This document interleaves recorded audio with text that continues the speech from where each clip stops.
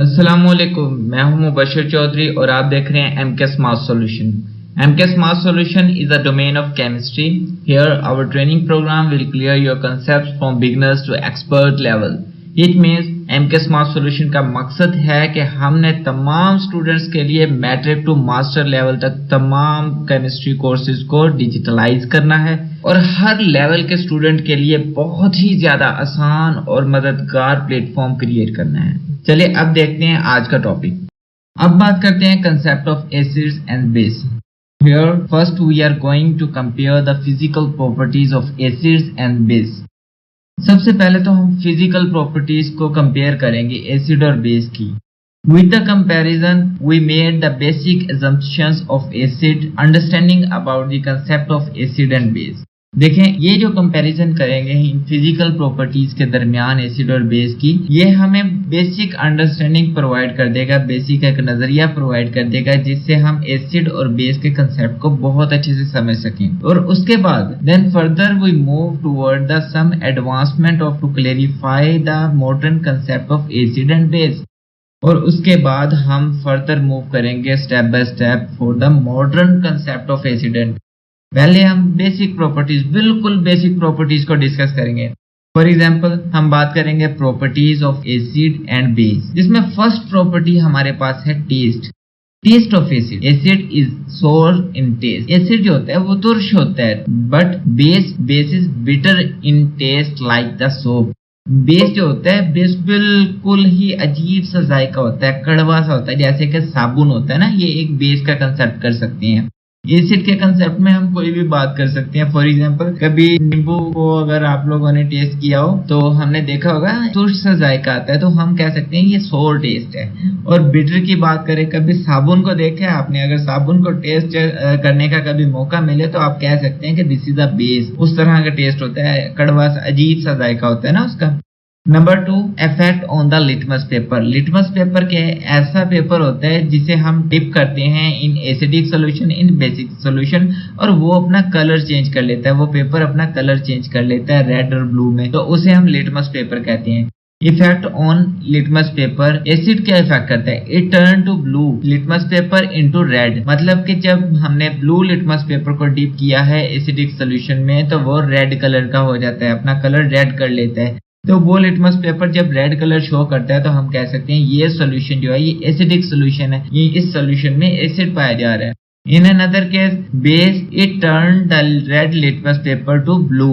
मतलब कि जब हम बेसिक सॉल्यूशन में लिटमस पेपर को ऐड करते हैं, मतलब हमने अगर रेड लिटमस पेपर को बेसिक सॉल्यूशन में डाला है तो वो क्या करेगा, वो रेड लिटमस पेपर को ब्लू लिटमस पेपर में कन्वर्ट कर देगा, मतलब उसका कलर ब्लू हो जाएगा. तो जब भी कोई सॉल्यूशन किसी लिटमस पेपर को ब्लू कलर में कन्वर्ट कर देता है तो हम कहेंगे ये जो सॉल्यूशन है इसमें बेस मौजूद है, यहाँ ये एक बेसिक सॉल्यूशन है. Number 3, corrosion. अब कोरोजन का टॉपिक तो हमने बहुत ज्यादा डिटेल में पढ़ा था केमिकल इंडस्ट्री क्लास 9th में. Acid is coercive in concentrated form. मतलब एसिड जब भी बहुत ज्यादा कंसंट्रेटेड फॉर्म में पाया जाता है, मतलब बहुत ज्यादा गाढ़ा और हैवी फॉर्म होती है एसिड की, तो ये कोरेसिव एबिलिटी रखता है, कोरेसिव प्रॉपर्टी रखता है. मतलब कि जब भी हम बहुत ज्यादा तेज एसिड को किसी भी धातु में या किसी और चीज में ऐड करेंगे या डालेंगे उसके ऊपर, तो वो उसे गला देगा, उसे बिल्कुल स्पॉइल कर देगा ना. तो नेक्स्ट बेस क्या करेगा? Base is non corrosive except concentrated sodium hydroxide और पोटेशियम हाइड्रोक्साइड. सिवाय पोटेशियम हाइड्रोक्साइड और सोडियम हाइड्रोक्साइड जो सिर्फ और सिर्फ कंसंट्रेटेड फॉर्म में पाए जाते हो, तमाम जो बेस है ये नॉन कोरेसिव नेचर है, मतलब ये कोरोजन नहीं प्रोवाइड करते, ये किसी भी चीज को स्पॉइल नहीं करते. फोर्थ प्रॉपर्टी है कंडक्शन. कंडक्शन क्या होती है? Conduction the flow of charges. हम इलेक्ट्रिकल कंडक्टेंस की बात कर सकते हैं इसमें. एसिड क्या करते हैं? Acidic solution conduct electric current. मतलब कि जब हम एसिडिक सॉल्यूशन में से बिजली गुजारते हैं, इलेक्ट्रिसिटी गुजारते हैं, तो वो क्या करता है? इलेक्ट्रिक करंट को कंडक्ट करता है, एक सिरे से दूसरे सिरे तक इलेक्ट्रिसिटी मूव करती है. जब हम बात करते हैं बेसिक सॉल्यूशन की, तो बेसिक सोल्यूशन कंडक्टेंस को कैसे रेफर करते हैं? Aqueous solution conduct electric current, ठीक है। बेस में सिर्फ और सिर्फ एक्वस सोल्यूशन ही इलेक्ट्रिक करंट कंडक्ट कर सकता है, अदरवाइज कभी भी साबुन में से इलेक्ट्रिसिटी नहीं गुजर सकती। बेशक साबुन का सोल्यूशन बना ले, पानी मिक्स कर ले उसमें, जब वो एक एक्वस सोल्यूशन की फॉर्म में पाया जाएगा, सिर्फ और सिर्फ due to the presence of water electricity conduct करेगी, अदरवाइज कभी भी किसी बेस में से इलेक्ट्रिक करंट पास नहीं कर सका। फॉर एग्जाम्पल, अब हमने एसिड और बेस को एग्जाम्पल में देख लेना है कि एसिड की एग्जाम्पल्स क्या है, बेस की एग्जाम्पल्स क्या है। एसिड की हमने पहले भी बात की इन द प्रीवियस लेक्चर के जाबर बिन हयान ने हमें इनिशियली प्रिपेयर किया था हाइड्रोक्लोरिक एसिड, नाइट्रिक एसिड। तो hydrochloric acid and nitric acid is the best example in the case of acid, they are very strong acid. In another case हम बात कर लेते हैं बेस की। तो बेस में हमने प्रीवियसली अभी डिस्कस किया है कि सोडियम हाइड्रोक्साइड और potassium hydroxide is very good base, very strong bases, ठीक है। तो हमने एसिड और बेस को according to their physical properties हमने बहुत अच्छे से एनालाइज कर लिया। अब नेक्स्ट बात करते हैं, now we move toward the some advancement to clarify the modern concept of acid base. देखिए हमने प्रीवियसली बात की, पहले हम उनकी बिल्कुल basic property, basic physical properties को डिस्कस करेंगे, जिसमें हमने टेस्ट की बात की, उसके बाद हमने इफेक्ट ऑफ लिटमस पेपर देखा, फिर हमने करेसिव नेचर देखी, फिर हम कंडक्शन की बात कर ली, और फिर हमने कुछ एग्जांपल्स को डिस्कस कर लिया कि ये एसिड है, ये बेस है।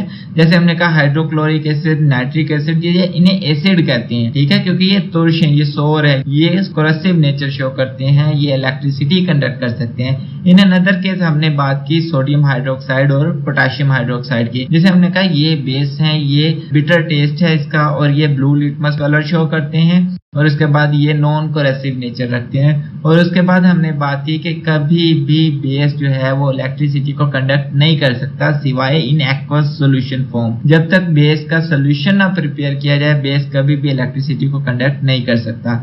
और अब हम बात करेंगे कुछ advancement in the modern concept of acid and base.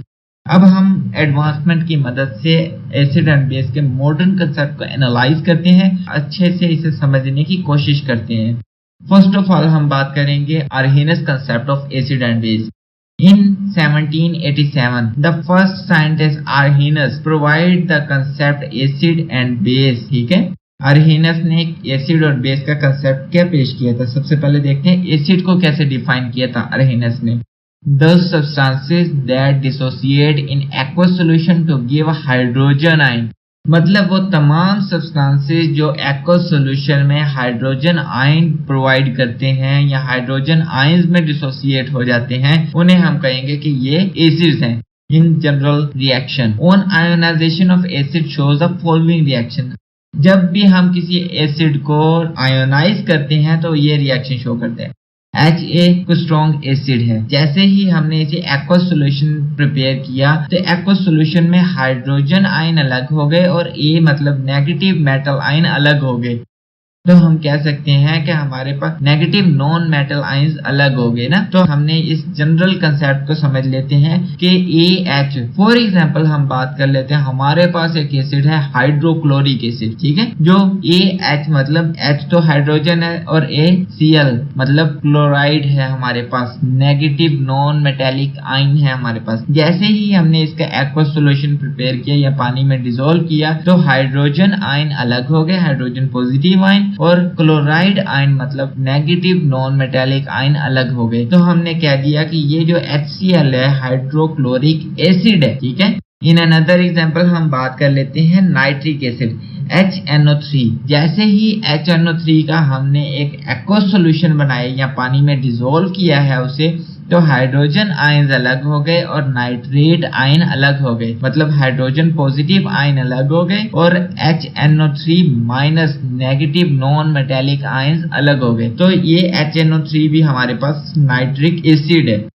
Next हम बात करते हैं सल्फ्यूरिक एसिड की, H2SO4। जैसे ही H2SO4 कंपाउंड को हमने डिसोल्व किया वाटर में या एक्वस सॉल्यूशन बनाने की कोशिश की, तो हाइड्रोजन आयन अलग हो जाएंगे और सल्फेट आयन अलग हो जाएंगे। Sulphate ion non metallic negative ion है। तो हमने कह दिया कि H2SO4 क्योंकि ये हाइड्रोजन आयंस प्रोवाइड कर रहा है, इसका मतलब कि ये एसिड्स हैं। ठीक हो गया। अकॉर्डिंग टू आर्हेनियस वो सब्सटेंसेस जो डिसोसिएट करते हैं इन एन एक्वस सॉल्यूशन और प्रोवाइड करते हैं हाइड्रोजन आयन, वो तमाम के तमाम क्या होते हैं, एसिड्स होते हैं। The last but not least example हमारे पास यहाँ पे एसिटिक एसिड है। एसिटिक एसिड को जैसे ही पानी में डिसॉल्व करते हैं या इसका एक्वस सॉल्यूशन बनाने की कोशिश करते हैं, तो क्या होता है कि एसिटिक एसिड हाइड्रोजन आयन में कन्वर्ट होता है और एसीटेट आयन प्रोड्यूस करता है। Acetate ion are the negative non metallic ion. तो हमने बात कर दी कि ये हमारे पास कुछ एग्जांपल्स हैं जिसमें हमने hydrochloric acid, nitric acid, sulphuric acid और एसिटिक एसिड की बात की है। इन अनदर फॉर्म हम बात करते हैं Arrhenius concept of acid and base में कि बेस क्या है। देखिए एसिड को हमने बहुत अच्छे से एनालाइज कर लिया, अब बात करेंगे कि बेस क्या है।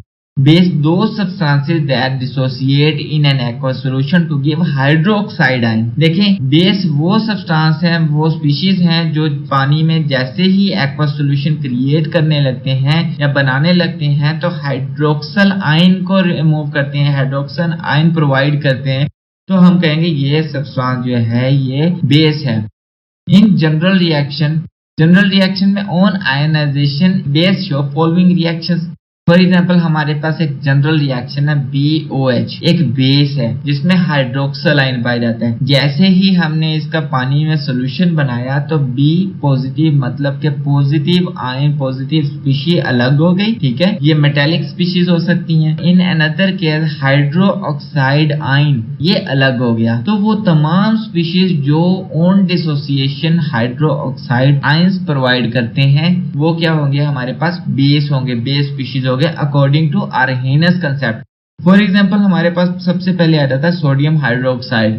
सोडियम हाइड्रोक्साइड एक बेस है, हमने इसमें पहले भी डील कर चुके हैं। लेकिन ऑन डिसोसिएशन जब हम सोडियम हाइड्रोक्साइड का एक्वस सॉल्यूशन क्रिएट करते हैं तो सोडियम मेटल आयन जो है वो अलग हो गए, सोडियम पॉजिटिव आयन, और हाइड्रो ऑक्साइड नेगेटिव आयन अलग हो जाते हैं क्योंकि सोडियम हाइड्रोक्साइड हमें हाइड्रो ऑक्साइड आयन प्रोवाइड करते हैं अकॉर्डिंग टू आर्हेनियस कंसेप्ट। तो सोडियम हाइड्रोक्साइड जो है वो बेस है। इन अनदर केस दूसरी एग्जांपल में बात करते हैं, हमारे पास कैल्शियम हाइड्रोक्साइड है। तो यहाँ पे जैसे ही calcium hydroxide aqueous solution create करेगा तो कैल्शियम पॉजिटिव आयंस अलग हो जाएंगे, हाइड्रो ऑक्साइड नेगेटिव आयंस जो है वो अलग हो जाएंगे। सो ये हम क्या हो गया, कैल्शियम हाइड्रोक्साइड जो हो गया, क्योंकि ये हाइड्रो ऑक्साइड आयंस प्रोवाइड करते हैं इन एन एक्वस सॉल्यूशन। तो हम कहेंगे according to Arrhenius concept calcium hydroxide is also a base. Next हमारे पास है पोटेशियम हाइड्रोक्साइड। अब पोटेशियम हाइड्रोक्साइड जैसे ही एक्वस सॉल्यूशन प्रिपेयर करेगा पोटेशियम मेटालिक आयंस जो है पॉजिटिव आयन अलग हो जाएंगे और हाइड्रो ऑक्साइड नेगेटिव आयंस अलग हो जाएंगे। क्योंकि पोटेशियम हाइड्रोक्साइड भी हमें हाइड्रो ऑक्साइड आयंस प्रोवाइड कर रहा है अकॉर्डिंग टू आर्हेनियस, तो हम कहेंगे हमारे पास ये भी एक बेस है, पोटेशियम हाइड्रोक्साइड भी एक बेस है। इन अनदर एग्जांपल हमारे पास अमोनियम हाइड्रोक्साइड है। जैसे ही पानी में इसे डिसॉल्व किया जाएगा तो क्या होगा, अमोनियम आयन अलग हो जाएगा और हाइड्रो ऑक्साइड आयन अलग हो जाएंगे क्योंकि अमोनियम आयन पे पॉजिटिव चार्ज हैं तो वो अलग हो गए, और in another case hydroxide negative ion जो है वो अलग हो गए क्योंकि अमोनियम हाइड्रोक्साइड हमें हाइड्रो ऑक्साइड आयंस प्रोवाइड कर रहा है अकॉर्डिंग टू आर्हेनियस कंसेप्ट। दो species that provide hydro oxide ions on dissociation in an aqueous solution, तो हम उसे कहेंगे कि ये हमारे पास बेस है according to Arrhenius concept. Next हम बात करेंगे limitation of Arrhenius concept. Limitations क्या थी Arrhenius concept? It doesn't explain the nature of acid and base in non-aqueous medium। मतलब कि सबसे पहली लिमिटेशन, सबसे पहली जो रुकावट थी आर्हेनियस कंसेप्ट में कि आर्हेनियस कंसेप्ट कभी भी हमें एसिड या बेस की नेचर ही नहीं बताता जब तक कि वो नॉन एक्वस मीडियम में पाया जा रहा हो, या अगर जब तक हम किसी भी एसिड या बेस को एक्वस मीडियम में ना डाल दें, मतलब कि एक्वस सॉल्यूशन ना क्रिएट करें, तब तक हमें आर्हीनस एसिड या बेस की नेचर का बताता ही नहीं है कि ये स्पीशीज जो है ये एसिड है या ये स्पीशीज जो है ये बेस है, जब तक हम उसका एक्वस सॉल्यूशन ना बना लें। ठीक है, सो नॉन एक्वस मीडियम में कभी भी आर्हीनस कंसेप्ट हमें डिफाइन नहीं करता nature of acid and base. Next, it is only applicable in aqueous medium. वही बात हो गई। According to this concept it could only explain the nature of those compound which contain hydrogen and hydroxide ion. मतलब कि हम कह सकते हैं कि आर्हीनस का कंसेप्ट तो बिल्कुल ठीक है, जो हाइड्रोजन आयन प्रोवाइड करते हैं वो एसिड, जो हाइड्रोक्साइड हाइड्रोक्सिल आयन प्रोवाइड करते हैं वो बेस। लेकिन इन अदर केस वो भी तो एसिड हैं जिनमें हाइड्रोजन या हाइड्रोक्सिल आयन पाए ही नहीं जाते, तो हम उनका कैसे पता करेंगे जिनमें हाइड्रोक्साइड आयंस ना पाए जा रहे हो वो बेस हैं, जिनमें हाइड्रोजन आयन ना पाए जा रहे हो वो भी एसिड हैं। देखिए ये कुछ हदें थी, ये कुछ लिमिट्स थी अकॉर्डिंग टू आर्हीनस कंसेप्ट, जिन्हें इंप्रूव करना जरूरी था। So this concept couldn't tell anything about the other compound which do not have these ions. मतलब कि हाइड्रोक्साइड और हाइड्रोजन आयन ना हो जिन कंपाउंड्स में, ये उनके बारे में हमें कोई इंफॉर्मेशन नहीं प्रोवाइड करता था। सो आर्हीनस कंसेप्ट को अपडेट करने की जरूरत थी। लिहाजा हम बात करते हैं due to limitation in Arrhenius concept of acid and base in 1923, बिल्कुल आर्हीनस के बाद। ठीक है, in 1923 Bronsted Lowry give a new concept of acid and base. Bronsted Lowry जो है ना, ये एक दूसरा साइंसदान है। फर्स्ट हमारे पास साइंसदान आया था आर्हीनस, नेक्स्ट हमारे पास आया है ब्रॉन्स्टेड लोरी, जिसने हमें एक नई डायरेक्शन दी समझने के लिए कि एसिड क्या है और बेस क्या है। Their concept based upon the transfer of proton that explain the nature of acid and base। देखें, आर्हीनस ने बात की थी हाइड्रोक्साइड आयन और हाइड्रोजन आयन की, जो पॉजिटिव और नेगेटिव आयन होते हैं। अगर वो मूव करते हैं तो हम कह लेंगे, अगर हाइड्रोजन आयन मूव करते हैं मतलब पॉजिटिव आयन मूव करता है तो हम कहेंगे ये एसिड है, और अगर हाइड्रोक्साइड जो कि नेगेटिव आयन है वो मूव करता है डिसोसिएशन पे तो हम कहेंगे ये बेस है। लेकिन ब्रॉन्स्टेड लोरी ने बिल्कुल एक नया कंसेप्ट कर दिया कि इसने कहा है कि एसिड और बेस की नेचर डिपेंड करती है on the transfer of proton. मतलब कि जो भी कोई स्पीशी प्रोटोन देगी वो क्या होगी, मे बी एसिड हो। ठीक है, जो कोई स्पीशी प्रोटोन एक्सेप्ट कर लेगी वो क्या होगी, मे बी बेस हो। ठीक है, अब देखते हैं ब्रॉन्स्टेड लोरी कंसेप्ट क्या है। Acid, those substances that can donate a proton to other substance। मतलब कि हम बात करते हैं कि एसिड वो सब्सटेंसेस हैं जो डोनेट करते हैं प्रोटोन टू अदर सब्सटेंस, दूसरे सब्सटेंस को, वो एसिड हो गए। और bases are those substances that can accept protons from other substances। तो ऐसे सब्सटेंस, ऐसी स्पीशीज जो क्या करती हैं दूसरे सब्सटेंसेस से प्रोटोन को एक्सेप्ट कर लेती हैं वो बेस हैं, और जो दूसरे सब्सटेंसेस को प्रोटोन डोनेट कर देती हैं वो एसिड हैं। ये देखें बिल्कुल एक लिमिटेड पॉइंट आ गया ना, मतलब एक ही रिएक्शन में हमने एसिड भी देख लिया, एक ही रिएक्शन में हमने बेस भी देख लिया। जबकि अकॉर्डिंग टू आर्हीनस एक रिएक्शन होता था एसिड को मेजर करने के लिए, दूसरा रिएक्शन होता था बेस को पता करने के लिए। लेकिन इसने बहुत अच्छा कंसेप्ट पेश किया। For example hydrochloric acid and ammonia.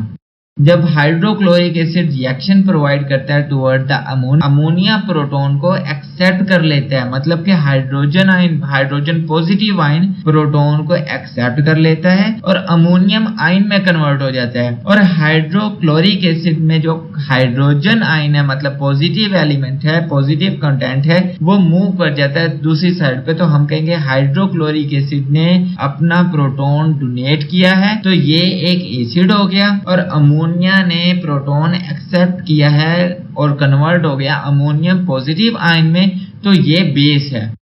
अब इसको हम दूसरी एग्जांपल में देख लेते हैं। ये कुछ अपर लेवल की है ना, अमोनिया क्या होता है, हाइड्रोक्लोरिक एसिड क्या होता है, ये हमें नहीं पता।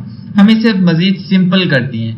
देखिए हाइड्रोक्लोरिक एसिड का तो हमें पता है कि सबसे पहले जाबर बिन हयान ने हाइड्रोक्लोरिक एसिड प्रिपेयर किया था, सबसे पहले, जो जिसे तेजाब कहा गया। इसकी कहानी बड़ी मजे की है, फिर कभी सुनाऊंगा। लेकिन यहाँ पे बात करते हैं हाइड्रोक्लोरिक एसिड की। हाइड्रोक्लोरिक एसिड का जब पानी में रिएक्शन करवाया जाता है, मतलब एक्वस सॉल्यूशन प्रिपेयर किया जाता है ना, तो हाइड्रोक्लोरिक एसिड जो प्रोटॉन डोनेट कर देता है और वाटर मॉलिक्यूल प्रोटॉन एक्सेप्ट करता है और कन्वर्ट हो जाता है हाइड्रोनियम आयन में। और हाइड्रोक्लोरिक एसिड ने जब प्रोटॉन डोनेट कर दिया, हाइड्रोजन कंपोनेंट ही डोनेट कर दिया, तो पीछे सिर्फ और सिर्फ क्लोराइड आयन बच जाता है। तो हम कहेंगे ऐसे कंपोनेंट जिन्होंने प्रोटॉन को डोनेट कर दिया है वो एसिड है, और जिसने एक्सेप्ट कर लिया है वो बेस है। इस केस में हाइड्रोक्लोरिक एसिड ने प्रोटॉन डोनेट किया है वो एसिड है, और दूसरा पानी है, वाटर है, जिसने प्रोटॉन को एक्सेप्ट कर लिया है वो बेस है। As the result of reaction between the acid and base, the product known as the conjugate compound called the conjugate acid or conjugate base। देखिए ये एक अलग कंसेप्ट आ गया। पहले तो हमने सिंगल रिएक्शन पढ़े थे अकॉर्डिंग टू आर्हेनियस, ये एक ही रिएक्शन होता था जिसमें अगर तो रिएक्शन जो है वो हाइड्रोजन आयंस देगा, मतलब कि पॉजिटिव आयंस देगा, प्रोटॉन्स प्रोवाइड करेगा, वो एसिड है। और अगर कोई स्पीशीज हाइड्रो ऑक्साइड आयंस मतलब नेगेटिव आयन प्रोवाइड करती है तो वो बेस है। दो अलग अलग रिएक्शन हो रहे थे, लेकिन यहाँ पे जब हमने डायरेक्ट एसिड और बेस का रिएक्शन करवाया अकॉर्डिंग टू सिंगल कंसेप्ट क्या था? Transfer of proton. वो स्पीशीज जो प्रोटॉन ट्रांसफर करती है, सिर्फ उस बेस पे हम बात करेंगे कि एसिड क्या है, बेस क्या है। जब हमने उसे एनालाइज कर लिया कि वो स्पीशीज जो प्रोटॉन डोनेट करती हैं, ट्रांसफर ऑफ हाइड्रोजन प्रोवाइड करती हैं, वो क्या होती है? वो एसिड होती हैं। और दूसरी स्पीशीज जो प्रोटॉन को एक्सेप्ट कर लेती हैं, मतलब कि पॉजिटिव आयन को एक्सेप्ट कर रही हैं, वो बेस है। लेकिन इन अदर केस यहाँ पे जो प्रोडक्ट बन रहे हैं उनकी डिफरेंट डेफिनेशन है। मतलब हम बात कर लेते हैं वो कंजुगेट एसिड है, कंजुगेट बेस है। अब कंजुगेट एसिड और कंजुगेट बेस क्या होती है, इनको जरा एनालाइज करते हैं ना। Conjugate acid, those species formed by accepting the proton by a base। वो species होती हैं, वो substances होती हैं conjugate acids जो क्या करती हैं? प्रोटॉन को एक्सेप्ट कर लेती हैं किसी भी बेस से। जैसे कि हम अपर एग्जांपल में बात कर लेते हैं, हमारे पास अमोनिया है फर्स्ट एग्जांपल में। तो अमोनिया इनिशियली तो एक बेस है, तो अमोनिया ने क्या किया? जैसे ही हाइड्रोक्लोरिक एसिड से रिएक्शन प्रोवाइड किया तो अमोनिया अमोनियम आयन में कन्वर्ट हो गया, मतलब कि अमोनिया ने प्रोटॉन को एक्सेप्ट किया है। तो अकॉर्डिंग टू दिस कंसेप्ट हम कह सकते हैं अमोनिया अब क्या बन गया? Ammonium ion. और अमोनियम आयन जो है वो कंजुगेट एसिड है, ठीक है। Species formed by accepting the proton by a base. Base से जब प्रोटॉन को एक्सेप्ट कर लेगा तो वो एसिड हो जाएगा। अब दूसरी बात करते हैं कंजुगेट बेस क्या है। Those species formed by donating a proton by an acid, मतलब कि किसी एसिड ने जब प्रोटॉन डोनेट कर दिया है तो उसकी जो रिमेनिंग, उसकी जो बकायात पड़ती हैं, बकाया रहने वाली चीज है, उसे हम कंजुगेट बेस कह देंगे, ठीक है। जैसे हमारे पास फर्स्ट एग्जांपल में बात कर लेते हैं, हाइड्रोक्लोरिक एसिड है और दूसरा बेस है अमोनिया। जैसे ही हाइड्रोक्लोरिक एसिड ने अपना प्रोटॉन ट्रांसफर कर दिया, HCl ने अपना प्रोटॉन ट्रांसफर कर दिया, hydrogen move toward the ammonia और that ammonia converted into ammonium positive ion. हम कहेंगे कि हमारे पास क्लोराइड आयन बचता है एट द एंड। जो क्लोराइड आयन आया है हमारे पास हाइड्रोक्लोरिक एसिड से, तो हम कहेंगे एसिड ने जो बकाया, जो चीज रिमेनिंग रह गई है after the donation of proton, उसे हम कंजुगेट बेस कह देंगे। जैसे कि इस केस में हमारे पास क्लोराइड आयन जो है ये कंजुगेट बेस है। इन एन अदर एग्जाम्पल हम बात करते हैं, हमारे पास एसिटिक एसिड है, CH3COOH एसिटिक एसिड है। जैसे ही हमने इसका रिएक्शन करवाया है वाटर के साथ, H2O के साथ, जो कि एक बेस है, जो हमारे पास एसिटिक एसिड है, ये अपना प्रोटॉन ट्रांसफर कर देगा टुवर्ड द वाटर। तो हमारे पास जो एसिटिक एसिड था वो कंजुगेट बेस में कन्वर्ट हो गया, क्योंकि वो एसीटेट आयन में कन्वर्ट हो गया। कंजुगेट बेस वो होता है जिसने अपना एक प्रोटॉन ट्रांसफर कर दिया, प्रोटॉन डोनेट कर दिया। इन एन अदर केस, दूसरे केस में बात करता हूं मैं कि हमारे पास जो पानी था, वाटर था, ये दूसरा कंपोनेंट था। वाटर ने वो प्रोटॉन एक्सेप्ट कर लिया है। अकॉर्डिंग टू ब्रोंस्टेड कंसेप्ट, जो स्पीशी प्रोटॉन को एक्सेप्ट करती है वो बेस है, लेकिन आफ्टर एक्सेप्ट, जब उसने प्रोटॉन को एक्सेप्ट कर लिया है उसके बाद वो कन्वर्ट हो गया, वाटर कन्वर्ट हो गया हाइड्रोनियम आयन में। तो यहाँ पे क्या होगा? ये जो हमारे पास स्पीशी आ गई H3O पॉजिटिव, ये हमारे पास कंजुगेट एसिड है। सिंपल कह लेता हूं, जो एसिड था वो as a conjugate base act करेगा अब, और जो पहले बेस था वो अब एक्ट करेगा as a conjugate acid. According to this model, acid and base always work together to transfer proton। मतलब कि according to Bronsted-Lowry concept, ये ब्रॉन्स्टेड एक अलग साइंटिस्ट था, लॉरी एक अलग साइंटिस्ट था, दोनों ने मिल के काम किया था। अकॉर्डिंग टू ब्रॉन्स्टेड-लॉरी कंसेप्ट हम कह सकते हैं इस मॉडल के तहत कि एसिड और बेस हमेशा इकट्ठे काम करेंगे, तभी ये जो पूरे का पूरा प्रोसीजर है ट्रांसफर ऑफ प्रोटॉन, ये एक वैल्यू, एक इमेज क्रिएट करेगा, एक कंसेप्ट क्रिएट करेगा। नेक्स्ट हम बात करते हैं according to Bronsted Lowry concept water के एग्जांपल को मैं ये करते हैं हम। Water molecule have also a unique property as an amphoteric compound. देखिए हमने पानी में बात की तो पहले हमने बात कर दी कि पानी को किसी भी रिएक्शन के तहत प्रोसीड करवा सकते हैं, लेकिन यहाँ पे हम बात कर रहे हैं पानी की स्पेसिफिक एक बहुत यूनिक प्रॉपर्टी होती है वाटर की, ठीक है। वाटर वर्क करता है एज एन एम्फोटेरिक कंपाउंड। अब एम्फोटेरिक कंपाउंड क्या होते हैं, हमें तो पता ही नहीं एम्फोटेरिक कंपाउंड क्या होते हैं। Amphoteric compound are substance that can behave as acid as well as base. वो सब्सटेंस जो एक्ट करता है एज एन एसिड और as well as base according to condition of reacting component. मतलब कि रिएक्टिंग कंपोनेंट कौन सा है, किस कंडीशन में है, इसको देखते हुए पानी जो है वो एक ही लम्हे में एसिड के तौर पे भी काम कर सकता है और बेस के तौर पे भी काम कर सकता है। फॉर एग्जाम्पल, जब पानी का रिएक्शन, वाटर का रिएक्शन करवाया जाता है एसिटिक एसिड के साथ, मतलब कि जो अदर कंपोनेंट है, अदर स्पीशी है, मॉलिक्यूल है एसिटिक एसिड, वो कुछ बाय नेचर ज्यादा सोर है, तो हम कहेंगे कि एसिटिक एसिड जब रिएक्ट करेगा वाटर में और एक सोल्यूशन क्रिएट करेगा, एक्वस सोल्यूशन, तो एसिटिक एसिड कन्वर्ट हो जाएगा कंजुगेट बेस मतलब एसीटेट आयन में। वाटर जो होगा वो क्योंकि प्रोटॉन को एक्सेप्ट कर रहा है तो हम कहेंगे वो कंजुगेट बेस है और एक्ट कर रहा है अब कंजुगेट एसिड के तौर, क्योंकि वाटर प्रोटॉन को एक्सेप्ट कर रहा है। इनिशियली तो वाटर एक बेस है, लेकिन जैसे ही वो प्रोटॉन एक्सेप्ट कर लेता है तो वो कन्वर्ट हो जाता है कंजुगेट एसिड में, जो कि हाइड्रोनियम आयन है, ठीक है। इन एन अदर केस हम दूसरी एक कंसेप्ट रखते हैं, एक जगह पे पानी जो था वो बेस के तौर पे काम कर रहा था, दूसरी साइड पे हम बात करते हैं वाटर एज एन एसिड। यहाँ पे अगर हम पानी का रिएक्शन करवाते हैं टुवर्ड अमोनिया के साथ, तो अमोनिया जैसे ही रिएक्ट करेगा विद द वाटर, तो वाटर अपना हाइड्रोजन, अपना प्रोटॉन डोनेट कर देगा टुवर्ड द अमोनिया, और अमोनिया क्या बन जाएगा कंजुगेट एसिड, क्योंकि उसने प्रोटॉन एक्सेप्ट कर लिया है। इन एन अदर केस जैसे ही वाटर ने अपना प्रोटॉन डोनेट कर दिया है तो रिमेनिंग हमारे पास सिर्फ और सिर्फ हाइड्रोक्साइड आयन रह गया, जो कि नेगेटिव आयन है, तो वो जो रिमेनिंग है हाइड्रोक्साइड आयन वो कंजुगेट बेस होगा।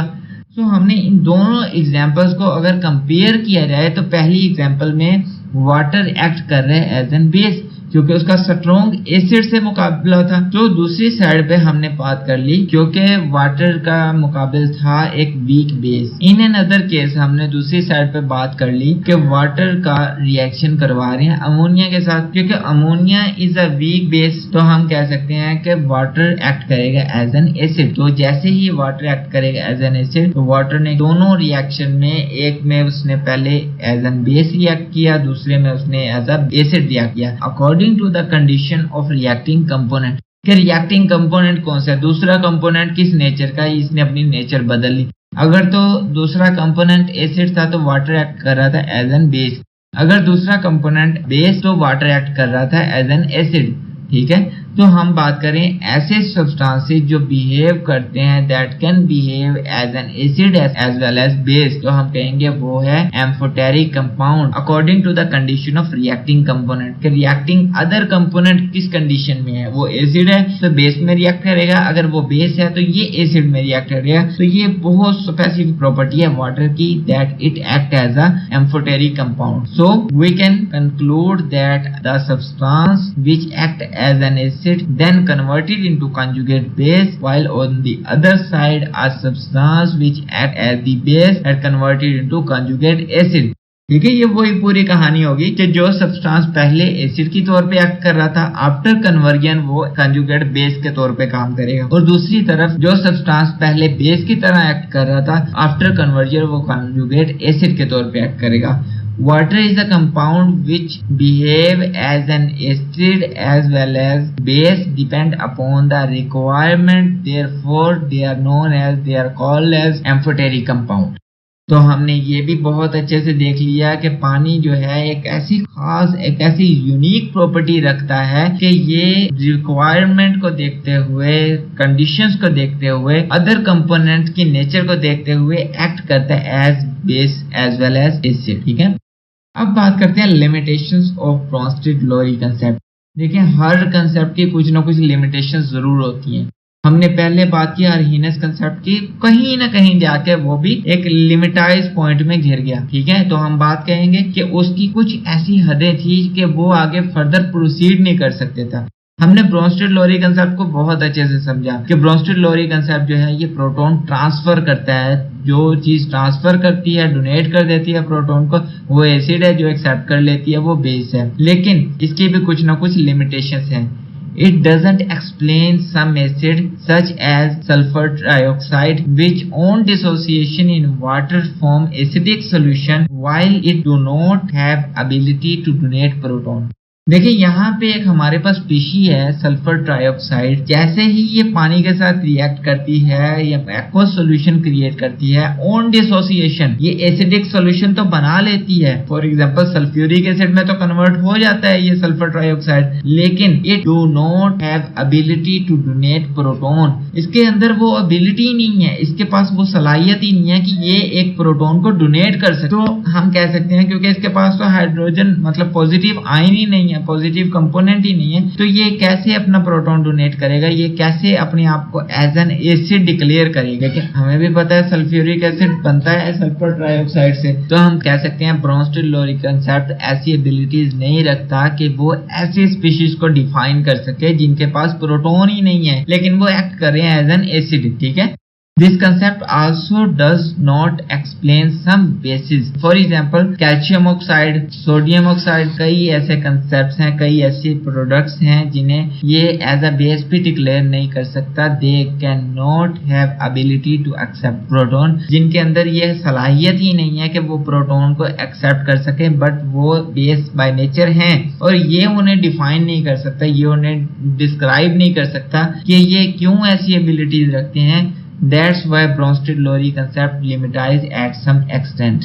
So हर चीज को अपग्रेडेशन की जरूरत होती है। आफ्टर सम टाइम हर एक कंसेप्ट को अपग्रेड करना पड़ता है या वो हो जाता है बाय नेचर, क्योंकि ब्रोंस्टेड-लोरी कंसेप्ट में कुछ लिमिटेशंस थी।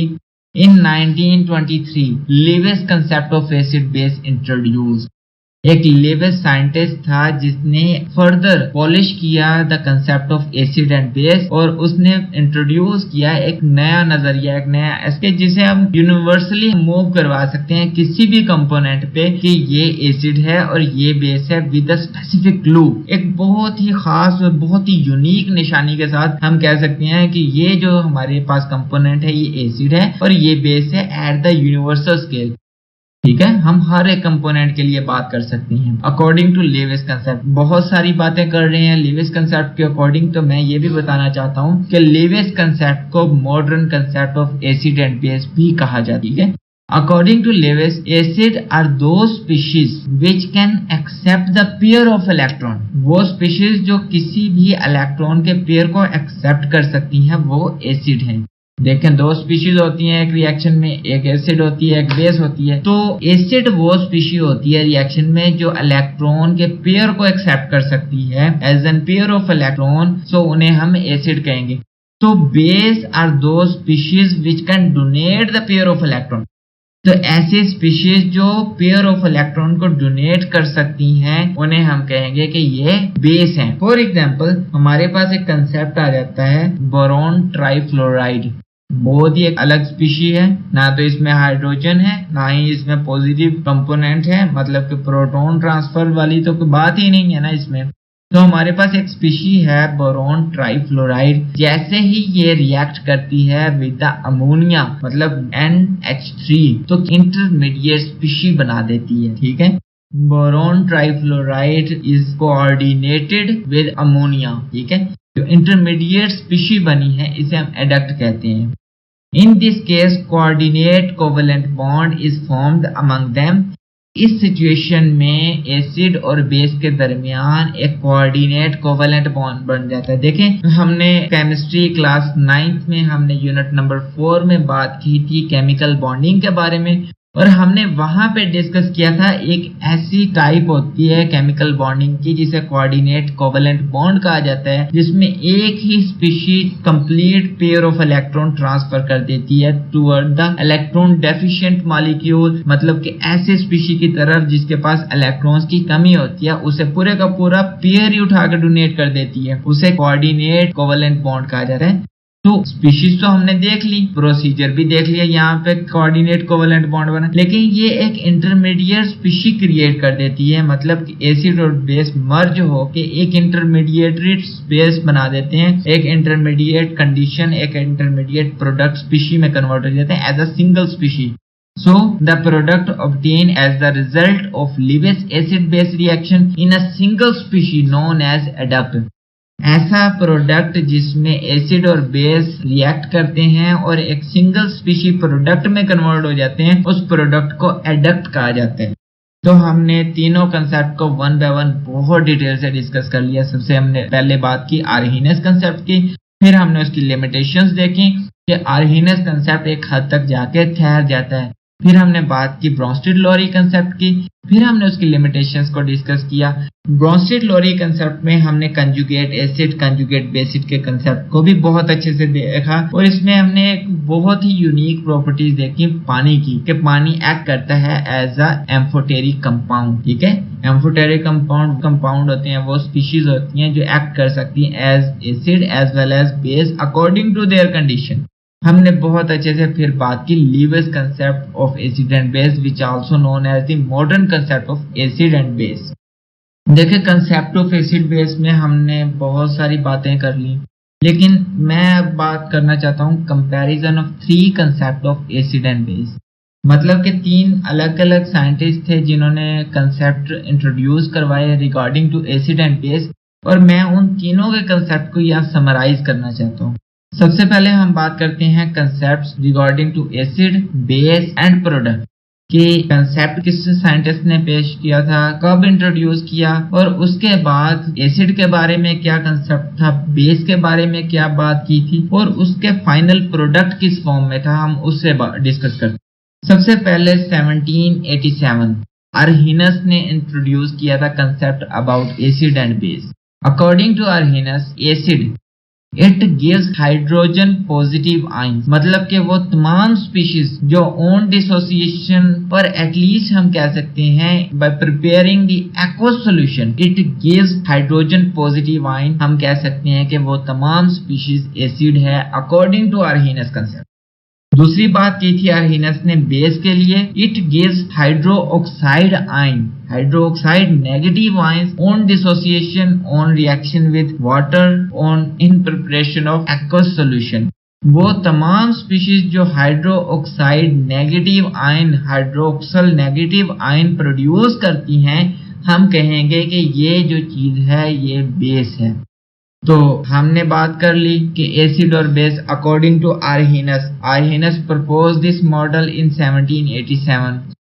आर्हीनस के अकॉर्डिंग एसिड और बेस के रिएक्शन के बाद जो स्पीशी आएगी हमारे पास वो साल्ट होगी और वाटर होगी। जैसे ही हम एसिड और बेस को इंटरेक्ट करेंगे, हाइड्रोजन आयन जिसने डोनेट कर दिया वो हमारे पास एसिड हो गया, हाइड्रोक्साइड आयन जिसने प्रोवाइड किया वो बेस हो गया। क्योंकि एसिड और बेस ने तो हाइड्रोजन और हाइड्रोक्साइड आयन रिस्पेक्टिवली रिड्यूस कर दिए, अब वो दोनों स्पीशी पॉजिटिव और नेगेटिव आयन में कन्वर्ट हैं, तो वो आपस में इंटरेक्ट करेंगी और साल्ट बना देंगी। और क्योंकि हाइड्रोक्सल और हाइड्रोजन आयन अलग हुए थे तो वो दोनों कंपोनेंट आपस में इंटरेक्ट करेंगे और वाटर बना देंगे। तो हमारे पास अकॉर्डिंग टू आर्हीनस जो रिजल्टेंट प्रोडक्ट है वो एसिड और बेस का साल्ट बन जाएगा और पानी होगा।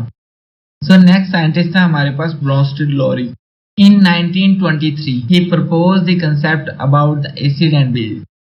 ब्रोंस्टेड-लोरी ने बड़ी मजे की बात की थी ना, एक ही वर्ड में उसने पूरा कंसेप्ट एक्सप्लेन कर दिया था। ब्रोंस्टेड-लोरी ने कहा था कि एसिड और बेस को हम डिस्ट्रीब्यूट कर देते हैं upon the basis of transfer of proton. According to Bronsted-Lowry, acid are those components that donate proton to other. Acid वो component है जो proton को donate करता है, and base is that component that accept proton. Base वो component है it accept the proton and acid वो component है इट डोनेट द प्रोटॉन। मतलब जब हम कोई केमिकल रिएक्शन परफॉर्म करते हैं जिसमें एसिड और बेस हो तो वो कंपोनेंट जो प्रोटॉन डोनेट कर रहा है वो एसिड है और जो एक्सेप्ट कर रहा है वो बेस है।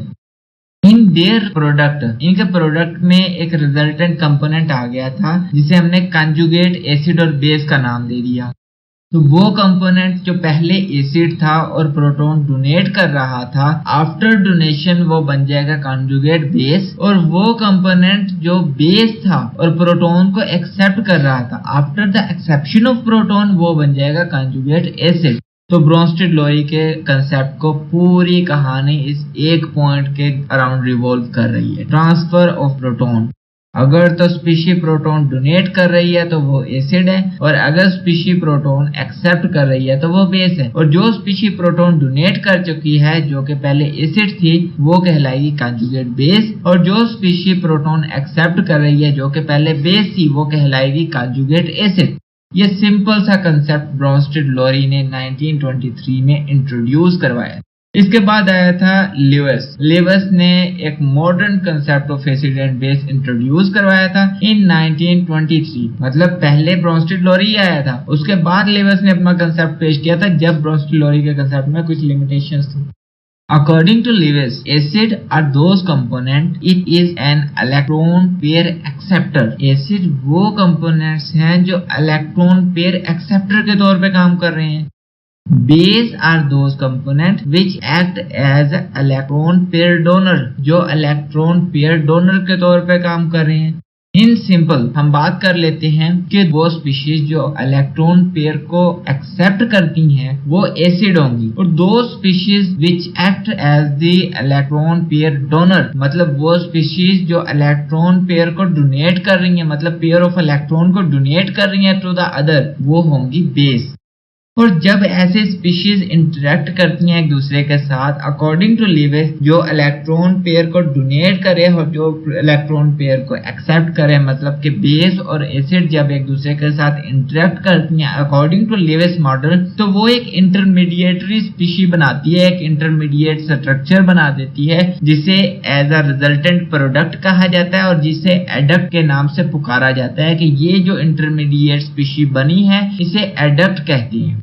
तो ये समराइज किया था मैंने इन तीनों कंसेप्ट्स को, एसिड बेस के कंसेप्ट को अकॉर्डिंग टू आर्हेनियस, ब्रोंस्टेड-लोरी और लिविस के मुताबिक हम कह सकते हैं कि एसिड क्या है, बेस क्या है और इनके रिजल्टेंट प्रोडक्ट को क्या कहा जाता है। According to these three concept हम बहुत अच्छे से समझ के होंगे एसिड और बेस क्या है। अब बात करते हैं general properties of acid. General properties में क्या होता है? There are two type of properties generally, physical properties और chemical properties. So first of all general properties of acid में हम बात करेंगे physical properties of acid.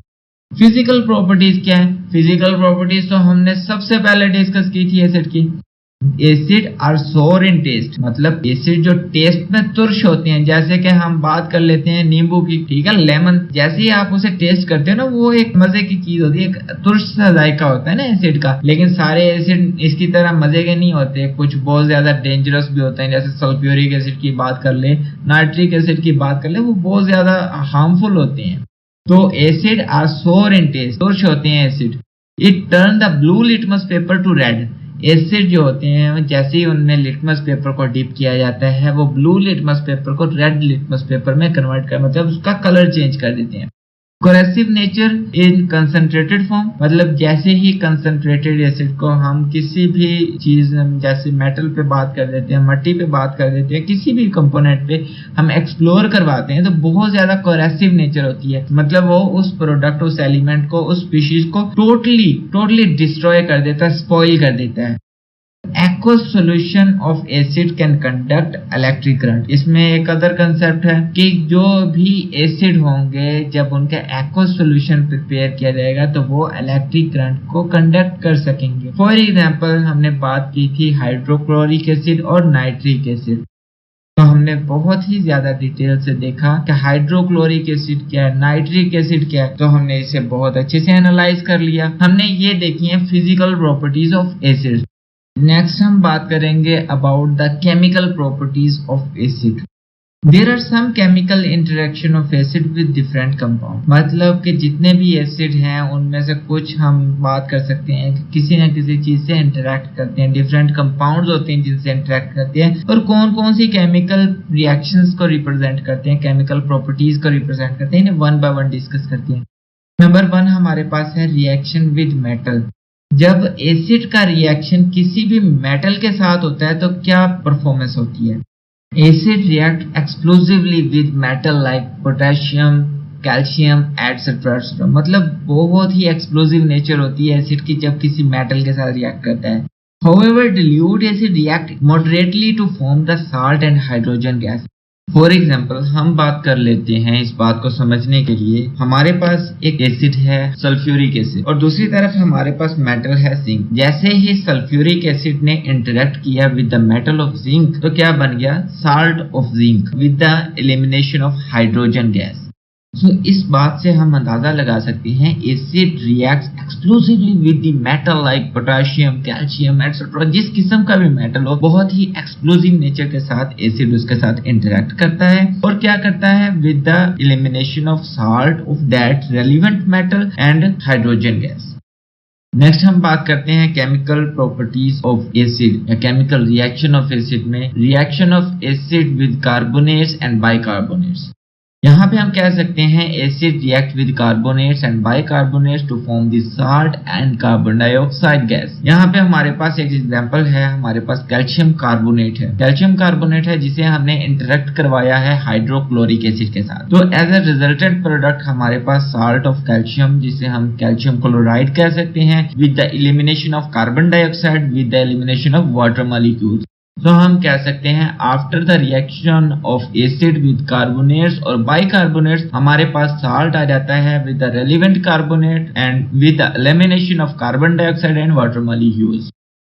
Number next हमारे पास है रिएक्शन विद बेस। जब हम एसिड का रिएक्शन किसी भी बेस के साथ करवाते हैं तो एक बात और समझ लें, जब एसिड बेस के साथ इंटरेक्ट करता है तो ऐसे रिएक्शन को न्यूट्रलाइजेशन रिएक्शन भी कहा जाता है।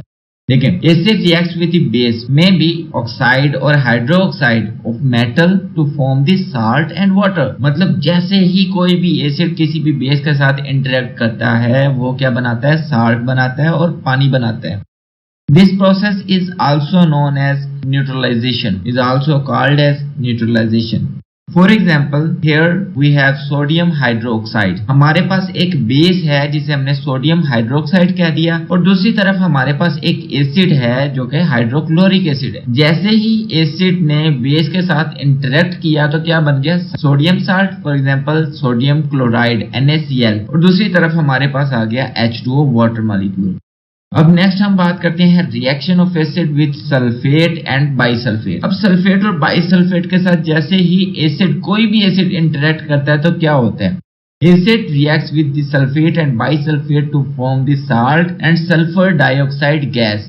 देखिए हमने पहले भी बात की, जब एसिड ऐसे न्यूट्रलाइज रिएक्शंस में इन्वॉल्व होता है तो वो क्या बना देता है? वो साल्ट जनरेट करता है टू द रेलेवेंट मेटल, ठीक है। और उसके बाद हम बात करते हैं कोई भी रेलेवेंट गैस जो होती है वो एलिमिनेट होती है विद और विदाउट वाटर मॉलिक्यूल्स। यहाँ पे बात करते हैं कि हमारे पास एक एग्जांपल है जिसमें हमारे पास फर्स्ट कंपोनेंट है कैल्शियम सल्फेट। जब कैल्शियम सल्फेट इंटरेक्ट करता है हाइड्रोक्लोरिक एसिड के साथ तो हाइड्रोक्लोरिक एसिड में एक ऐसा रिएक्शन प्रोड्यूस होता है जिसमें हमारे पास रिजल्टेंट प्रोडक्ट में साल्ट ऑफ कैल्शियम मतलब कैल्शियम क्लोराइड जनरेट होता है with the elimination of sulphur dioxide gas with the elimination of water molecules. तो हमने पहले भी बात की, जब कोई भी साल्ट सल्फेट या बाइसल्फेट के साथ इंटरेक्ट करता है तो क्या बना देता है? Sulphur dioxide gas with elimination of salt of that relevant metal. Next example देखते हैं, हम बाइसल्फेट की बात कर लेते हैं। हमारे पास सोडियम बाइसल्फेट एक कंपोनेंट है, एक सब्सटेंस है, कंपाउंड है हमारे पास ना। तो हम बात कर लेते हैं कि जब सोडियम बाइसल्फेट इंटरेक्ट करता है हाइड्रोक्लोरिक एसिड के साथ तो बना देता है sodium chloride NaCl with the elimination of sulphur dioxide with the elimination of water molecules. इस बात को बहुत ही आसानी से समझा जा सकता है कि जैसे ही इंटरेक्ट करता है कोई भी एसिड किसी भी सल्फेट और बाइसल्फेट के साथ, तो वो उसका रेलिवेंट मेटालिक एटम के साथ उसी रेलिवेंट साल्ट जनरेट करता है with the elimination of sulphur dioxide, with the elimination of water molecule. Next हम बात कर लेते हैं रिएक्शन विद सल्फाइड। जब कोई भी एसिड किसी सल्फाइड कंपोनेंट के साथ इंटरेक्ट करता है तब क्या होता है?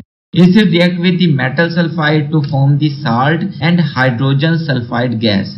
जैसे ही वो रिएक्ट करता है किसी भी मेटेलिक सल्फाइड के साथ तो वो साल्ट बनाता है रेलिवेंट टू मेटल, और उसके अलावा वो हाइड्रोजन सल्फाइड गैस को इलिमिनेट करता है। फॉर एग्जांपल हमारे पास एक कंपोनेंट है फेरस सल्फाइड, ये इसे आयरन सल्फाइड भी कह सकते हो आप, ठीक है। यहाँ पे जैसे ही सल्फ्यूरिक एसिड इंटरेक्ट करता है फेरस सल्फाइड तो हम बात कर सकते हैं कि हमारे पास रिजल्टेंट प्रोडक्ट हो गया ferrous sulphate, the salt of iron, and next हम कह सकते हैं with the elimination of hydrogen sulphide gas.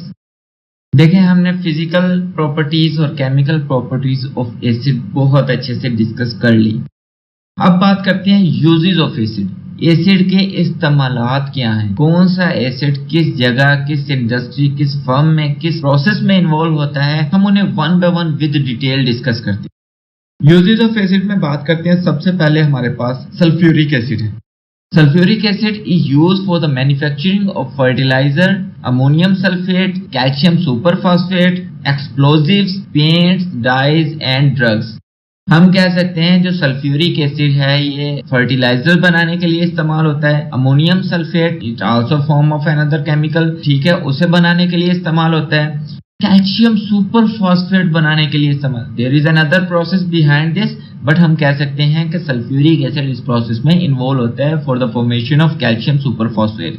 और इन अनदर केस हम बात करते हैं एक्सप्लोसिव्स बनाने के लिए, ब्लास्टिंग प्रोडक्ट्स हो गए, सल्फ्यूरिक एसिड का इस्तेमाल किया जाता है। इन अनदर फॉर्म हम कहते हैं कि पेंट्स बनाने के लिए, जो हम घरों में पेंट्स इस्तेमाल करते हैं, एटलीस्ट इंडस्ट्रीज में पेंट्स इस्तेमाल करते हैं, इन समवेयर एल्स हम कोई भी ऐसी कैटेगरी पेंट्स एंड डाइज जो हम इस्तेमाल कर रहे होते हैं उसमें भी सल्फ्यूरिक एसिड का बहुत इंपॉर्टेंट रोल होता है। इन अनदर केस हम बात करते हैं last but not least drugs. Drugs के केस में हम कह सकते हैं कि कई ऐसी अद्वियात होती हैं जिनमें सल्फ्यूरिक एसिड एक स्पेसिफिक कंसंट्रेशन, स्पेसिफिक अमाउंट में इन्वॉल्व होता है with the formation of that chemical formula.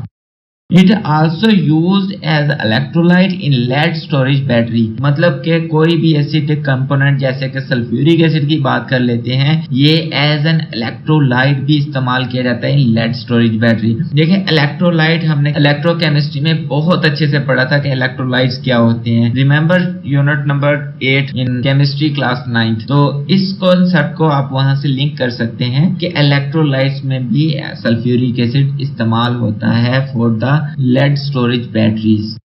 Next component है हमारे पास नाइट्रिक एसिड। अब नाइट्रिक एसिड का क्या काम हो सकता है? Nitric acid is used for the manufacturing of fertilisers, explosives, paints, dyes, drugs and etching design on copper plates. मतलब कि हम कह सकते हैं कि nitric acid is very useful product. कैसे? नाइट्रिक एसिड इस्तेमाल किया जाता है फर्टिलाइजर्स बनाने के लिए इन अदर फॉर्म, जैसे कि हमने सल्फ्यूरिक एसिड की बात की थी कि वो पेंट्स और ड्रग्स बनाने के लिए, एटलीस्ट एक्सप्लोजिव्स बनाने के लिए इस्तेमाल किया जाता है, एटलीस्ट डाइज बनाने के लिए। सिमिलर केस में हम बात कर सकते हैं क्योंकि acidic nature is required for that processes, तो हम कह सकते हैं हम सल्फ्यूरिक एसिड की जगह नाइट्रिक एसिड भी इस्तेमाल कर सकते हैं in the formation of drugs, in the formation of dyes, in the formation of paints, in the formation of explosives and etching design on copper plate. मतलब कि हमारे पास कॉपर प्लेट्स होती हैं, उन पर किसी किस्म का जो डिजाइनिंग करवाई जाती है या की जाती है उसमें भी इसका बहुत इंपॉर्टेंट रोल होता है क्योंकि nitric acid is very strong and harmful acid. So हम नेक्स्ट बात करते हैं, हमारे पास हाइड्रोक्लोरिक एसिड है HCl। HCl hydrochloric acid used for the cleaning metal, tanning and in printing industries. मतलब कि hydrochloric acid is also very useful compound. तो हम कह सकते हैं हमारा हाइड्रोक्लोरिक एसिड मेटल को क्लीन करने के लिए इस्तेमाल किया जाता है इन मेटलर्जिकल ऑपरेशंस।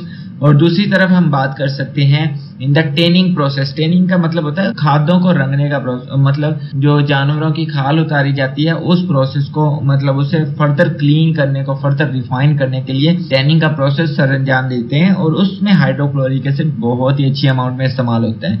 इन अनदर केस हम कह सकते हैं प्रिंटिंग इंडस्ट्री। देखिए जितना भी ये ग्राफिक्स की इंडस्ट्री है, यहाँ पे भी हाइड्रोक्लोरिक एसिड बहुत ही वैल्यूएबल कंपोनेंट है जो कि इस्तेमाल किया जाता है for the formation of different processes. Next हमारे पास है benzoic acid. Benzoic acid is a very useful component relevant product to the benzene. Benzene से रेलिवेंट है हम कह सकते हैं बेंजोइक एसिड। इससे नेक्स्ट हम बहुत ज्यादा डिटेल से पढ़ेंगे। फर्दर हम यहाँ पे बात करते हैं यूजेज ऑफ एसिड में बेंजोइक एसिड का क्या काम है। Benzoic acid is use for the food preservation. Next हमारे पास है एसिटिक एसिड। एसिटिक एसिड क्या होता है? एसिटिक एसिड तो हम बहुत अच्छे से देख चुके हैं in the previous example CH3COOH acetic acid. It a weak acid. Acetic acid is use for flavouring food and food preservation. मतलब कि ये कई ऐसे खाने होते हैं, कई ऐसी खुराक होती है जिसे फ्लेवर प्रोवाइड करने के लिए, एक टेस्ट, एक टच प्रोवाइड करने के लिए इस्तेमाल किया जाता है और इसे फूड प्रिजर्वेशन के लिए भी इस्तेमाल किया जाता है। कई ऐसे कंपोनेंट्स होते हैं जो बहुत जल्दी स्पॉइल हो जाते हैं, कई ऐसे कंपोनेंट्स होते हैं फूड में जो बहुत जल्दी खराब हो जाते हैं, तो हम कह सकते हैं कि हम उन्हें एसिटिक एसिड के साथ मिक्स करते हैं या रैप अप करते हैं या उसके अलावा उन्हें ट्रीट करते हैं एसिटिक एसिड के साथ, क्योंकि वो स्पॉइल ना हो, उनकी लेयर ना खराब हो, उनको प्रोटेक्ट किया जाए from the harmful effect of environment. Next हम बात करते हैं it is also used for the cure the sting of wasp. देखिए एक मधुमक्खी होती है, यहाँ वेस्प होता है, तो जब वो अटैक करते हैं किसी भी ह्यूमन बॉडी पे, उस स्टिंग करते हैं, तो हम कह सकते हैं कि उसके इलाज के लिए भी इस्तेमाल किया जाता है एसिटिक एसिड। नेक्स्ट हम बात करते हैं general properties of basis. Basis की जनरल प्रॉपर्टी क्या होती है, बेस क्या होता है? बेस को हम बहुत अच्छे से डिस्कस कर चुके हैं। अकॉर्डिंग टू आर्हेनियस कंसेप्ट, वो कंपोनेंट जो हाइड्रोक्साइड कंपोनेंट डिसोसिएट करता है in an aqua solution. Bronsted Lowry concept, वो कंपाउंड प्रोटॉन्स को एक्सेप्ट करता है, वो बेस है। अकॉर्डिंग टू लिवेस कंसेप्ट हम कह सकते हैं कि वो कंपाउंड जो इलेक्ट्रॉन पेयर को डोनेट कर देता है वो बेस होता है। सो हम यहाँ पे वन बाय वन बहुत ही डिटेल से डिस्कस करेंगे general properties of bases. As we already learn, there are two type of general properties. Number 1 physical properties of base, number 2 chemical properties of base. Physical properties में हम बहुत अच्छे से पहले ही डिटेल में डिस्कस कर चुके हैं कि बेसिस की फिजिकल प्रॉपर्टीज क्या हैं। इन्हें हम रिव्यू कर लेते हैं। तो हम कह सकते हैं base are bitter in taste like soap. तो हम पहले बात कर चुके हैं कि जो बेस होते हैं वो कड़वे होते हैं इन टेस्ट, जैसे कि साबुन हो गया, ये भी बेस है, ठीक है। इन अनदर कंपोनेंट हम कुछ भी कह सकते हैं, लेकिन कुछ बेसिस बहुत ज्यादा बिटर टेस्ट होते हैं। नेक्स्ट हम कह सकते हैं it turn the red litmus paper two blue. ये क्या करते हैं कि ये रेड लिटमस पेपर को ब्लू लिटमस पेपर में कन्वर्ट कर देते हैं। मतलब हमारे पास कोई भी एक्वस सॉल्यूशन है, बेसिक सॉल्यूशन है हमारे पास, तो जैसे ही हम रेड लिटमस पेपर को उसमें डिप करते हैं और बाद में देखते हैं तो उस लिटमस पेपर का कलर चेंज हो चुका होता है, turn into the blue. Next हम कह सकते हैं कि they are non corrosive in nature except concentrated form of sodium hydroxide and potassium hydroxide. देखिए जितने भी बेसिस हैं they are non corrosive in nature, मतलब ये किसी भी चीज को स्पॉइल नहीं करते, खराब नहीं करते, तबाह नहीं कर देते एज कंपेयर टू एसिड। तो हम कह सकते हैं there are special case, exceptional case. हम कह सकते हैं कि हमारे पास अगर concentrated form of sodium hydroxide है या फिर concentrated form of potassium hydroxide है, तो ये कुछ ना कुछ हद तक किसी चीज को स्पॉइल कर सकते हैं, कोरोसिव नेचर रखते हैं, लेकिन इतनी हैवी अमाउंट नहीं होती, बहुत ही माइन्यूट चेंज होता है, बहुत माइन्यूट इफेक्ट होता है, ठीक है। Aqueous solution conduct electric current, मतलब कि हम कह सकते हैं बेसिस का जो एक्वस सॉल्यूशन होता है, मतलब बेसिक सॉल्यूशन होता है, वो क्या करता है इलेक्ट्रिक करंट को कंडक्ट कर सकता है, उसमें से गुजर सकता है electric current. There are most important examples of base are sodium hydroxide and potassium hydroxide. Next हम बात करते हैं केमिकल प्रॉपर्टीज ऑफ बेस, मतलब जनरल प्रॉपर्टीज ऑफ बेस में हमने अब सेकंड स्टेप को डिस्कस करना है, सेकंड टाइप को डिस्कस करना है, chemical properties of base. There are some chemical interaction of base with the different compound. यहाँ पर कई ऐसी एग्जांपल्स हैं जिसमें बेस डिफरेंटली इंटरैक्ट करता है with different bases with different components. तो हम पहले सबसे बात करते हैं रिएक्शन विद एसिड।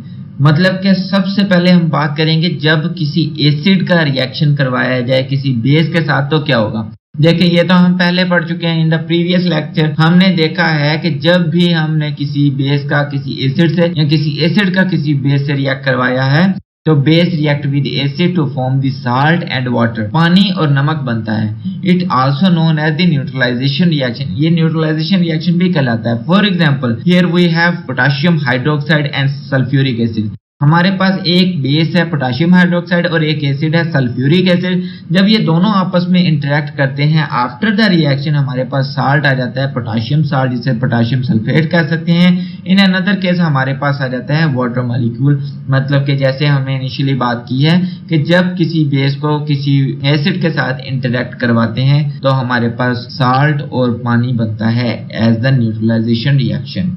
नेक्स्ट हम बात करते हैं रिएक्शन विद अमोनियम साल्ट। जब भी हम किसी बेस का किसी साल्ट के साथ इंटरेक्ट करवा देते हैं तो हमारे पास क्या आता है। फॉर एग्जाम्पल हमारे पास यहाँ पे बात करते हैं रिएक्शन विद अमोनियम साल्ट। जब बेस को साल्ट से इंटरेक्ट कर रहे हैं अमोनियम साल्ट से तो क्या हो रहा है, base react with the ammonium salt to form the ammonium gas.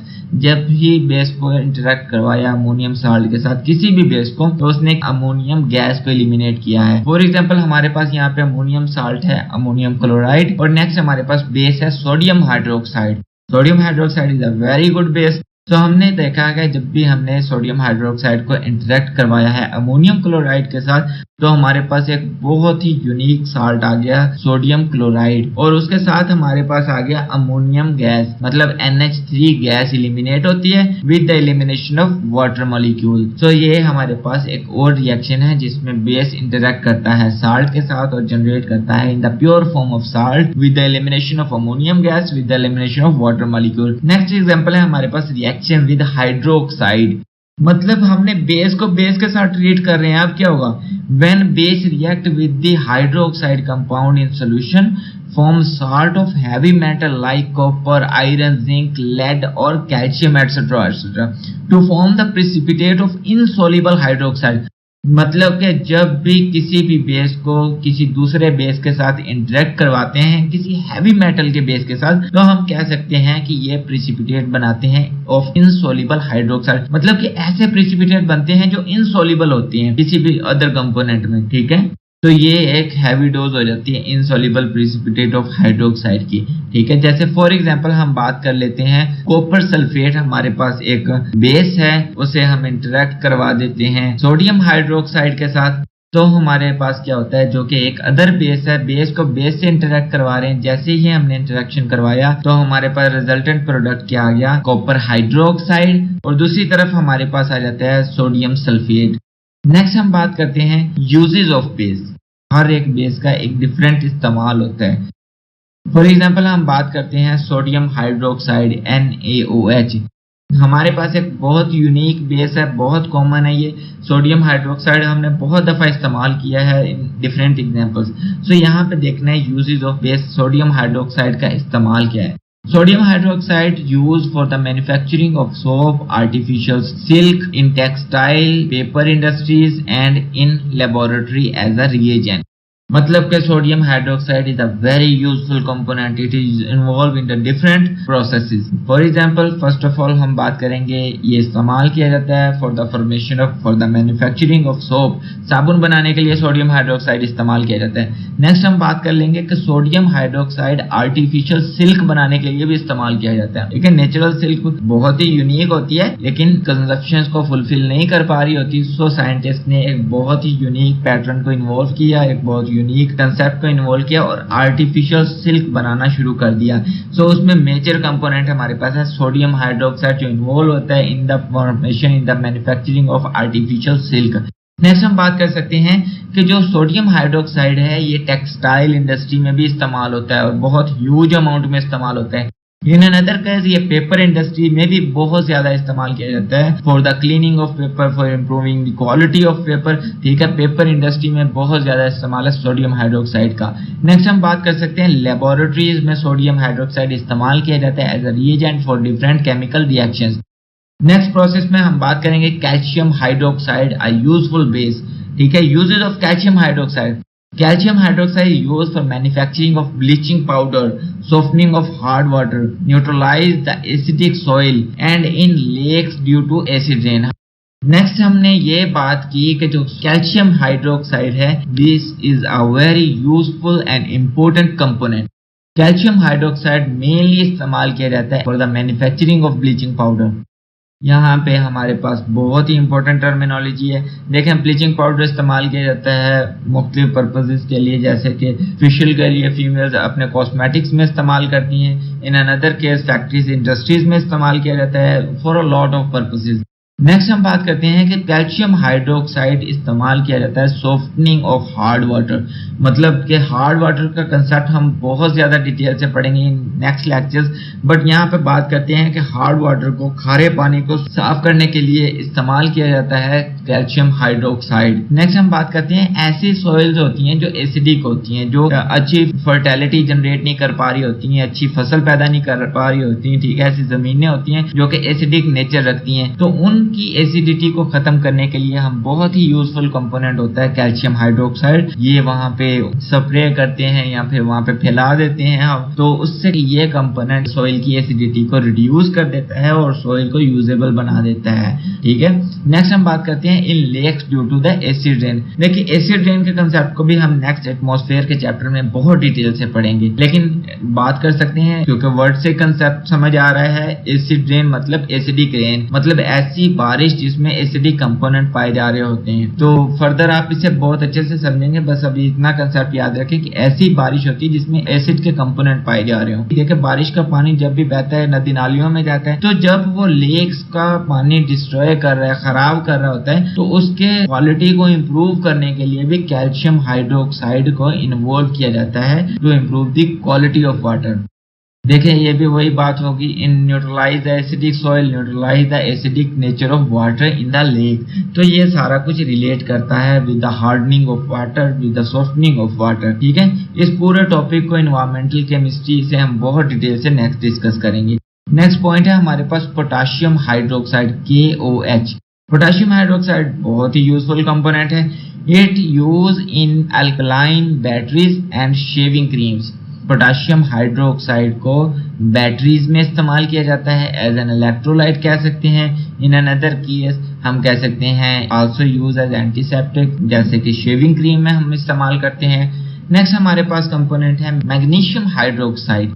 Magnesium hydroxide is also very useful base. Magnesium hydroxide used to neutralize the acidity in stomach as the treatment of bee sting। देखें, जब भी हम बात करते हैं magnesium hydroxide की, तो हमें एसिडिटी का कंसेप्ट याद आ जाता है। अक्सर लोगों को ये बीमारी होती है या ये डिसऑर्डर होता है कि जब भी वो कुछ ऐसा अजीब सा कुछ खा लेते हैं, कुछ स्पाइसी, कुछ फास्ट फूड खा लेते हैं, तो उन्हें एसिडिटी होने लग जाती है। मतलब उनका स्टमक खराब होने लग जाता है, वो काफी सारी तेजाबियत पैदा करता है, तो जलन हो रही होती है सीने में ना। तो उस एसिडिटी को रिमूव करने के लिए, न्यूट्रलाइज करने के लिए मैग्नीशियम हाइड्रोक्साइड का इस्तेमाल किया जाता है। अब आप सोच रहे होंगे मैग्नीशियम हाइड्रोक्साइड को कैसे इस्तेमाल किया जा सकता है। देखें, एसिडिटी को रिमूव करने के लिए डिफरेंट प्रोडक्ट है मार्केट में, जैसे कि इनो हो गया, कुछ मेडिसिन हो गए, तो उनमें जो मेजर रिएक्टिंग कंपोनेंट होता है वो मैग्नीशियम हाइड्रोक्साइड होता है। ये स्ट्रॉन्ग बेस होता है, ये बहुत इफेक्टिव बेस होता है, जो कि रिएक्ट करता है that acid of the stomach and reduce and neutralise that acidity of the stomach.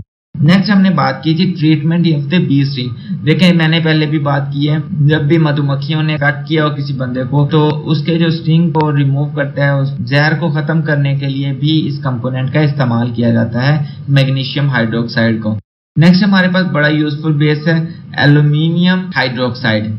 Aluminium hydroxide बहुत ही यूजफुल कंपाउंड है। Aluminium hydroxide use as a fuming agent in fire control product. मतलब कि ये फ्यूमिंग एजेंट के तौर पे काम करता है इन अ फायर कंट्रोल प्रोडक्ट। देखें, ऐसे लोग जो फायर ब्रिगेडियर होते हैं, ये इनके पास एक सिलेंडर होता है, उसमें भी ये पाया जाता है in the form of gas. ये रिएक्ट कर देता है ऑक्सीजन प्रोडक्ट्स के साथ और एक नई फॉर्म में कन्वर्ट हो जाता है, जिसे ऑक्साइड ऑफ एल्यूमिनियम कह सकते हैं। उसके बाद ये फायर को कंट्रोल करने में बहुत ज्यादा हेल्पफुल कंपोनेंट होता है। नेक्स्ट हमारे पास है ammonium hydroxide.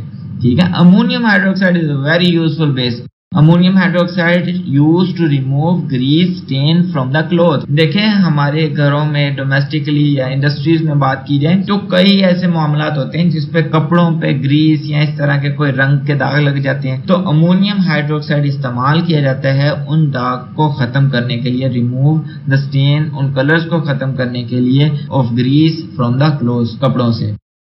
Next concept of acid and base में इस तमाम प्रोसीजर को जो हमने वन टू ऑल पूरे का पूरे लेक्चर में डिस्कशन की है, इसे इन्फोग्राफिकली हम इसे एक्सप्लेन कर लेते हैं कि हमने आज इस कोर्स में इस लेक्चर में पढ़ा क्या है। देखिए सबसे पहले तो हमने बात की एसिड एंड बेस।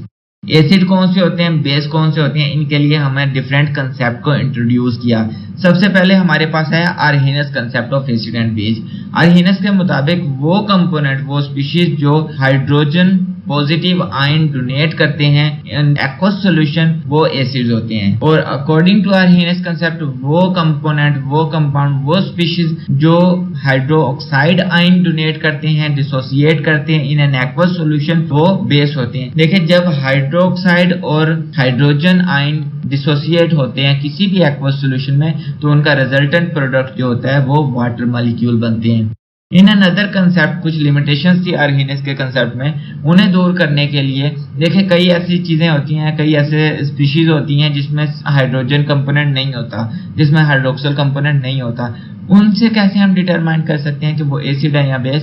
एक नए साइंटिस्ट ने, एक डिफरेंट बंदे ने एक नया कंसेप्ट पेश किया, Bronsted Lowry concept of acid and base. According to Bronsted Lowry concept it totally based upon the transfer of proton. मतलब कि वो कंपोनेंट, वो स्पीशीज किसी भी कंपाउंड में जो प्रोटॉन डोनेट करती हैं, that gives the proton are the acid, and that species, that compound that accept the proton at are bases. So कई ऐसे कंपाउंड्स भी होते हैं जो प्रोटॉन ना तो डोनेट करते हैं ना एक्सेप्ट करते हैं, लेकिन फिर भी एसिडिक और बेसिक नेचर रखते हैं। सो हमने देखा कि ऐसे कंपाउंड्स को कैसे क्लासिफाई कर सकते हैं।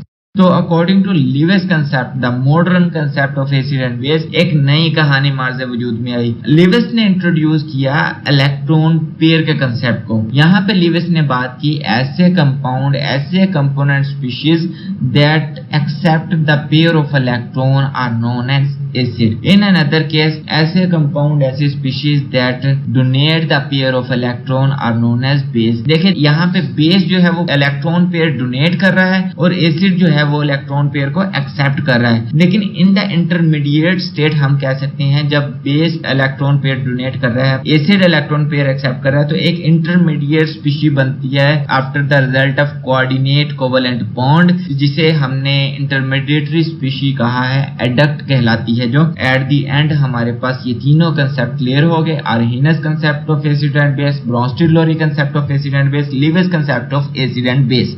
नेक्स्ट हमने बात की reactions.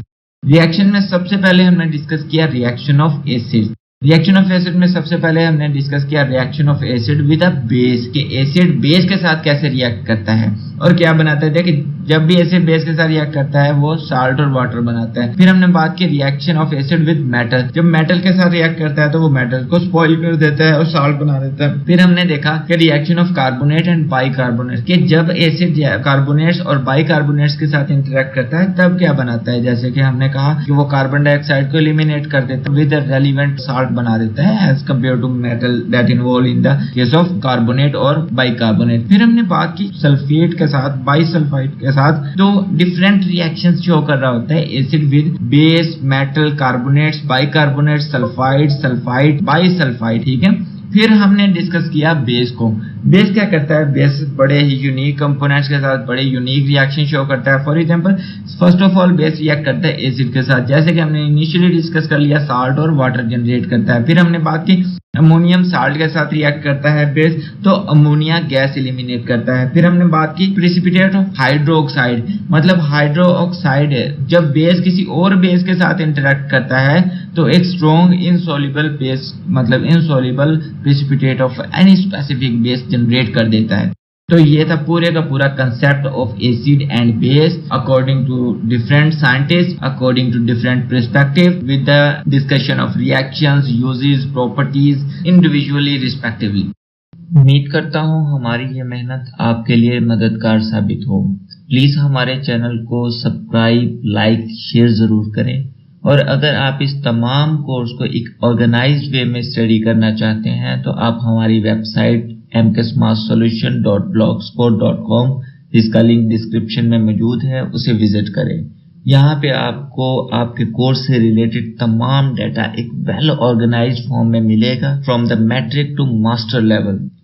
Thanks to watch. If you have any query, you can find me in comment box or you can also contact me on WhatsApp. Khuda Hafiz.